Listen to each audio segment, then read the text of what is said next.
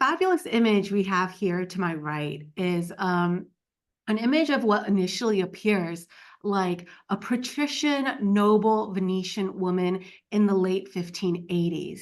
And we can know that she's from this time because she's had that corned hairstyle that she's wearing, and also her low-cut dress and the big ruff that she's wearing as well. And you can see how beautiful her dress is in its gold and red brocade. But what's actually really great about this image is that it hides a little secret. At first, what you think is that this is just a 2D drawing, but actually, there's an imperceptible flap on the bottom of her dress so that the reader can open the flap and reveal surprise as to what her identity really is. And so if you open the flap, you can actually see that she's wearing an interesting pair of trousers, these blue trousers, orange stockings, and these very, very high-heeled shoes.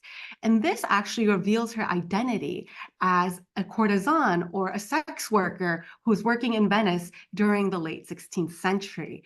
And this practice of cross-dressing was actually really common among courtesans to sort of subvert gender norms during this time and to really play against very common social mores and play against sort of common expectations of how women should be dressed at the time. But still, she's also wearing these very high-heeled shoes called chopins, and these were worn by both courtesans, by sex workers, and also by noble patrician women to sort of have their dresses avoid the street dust and the dirt of sort of the dirty, dirty Canal City streets of Venice. And the way they worked is that at first, the chopins, the shoes were not very high, but they got higher and higher and higher to sort of mark and elevate the status of the woman.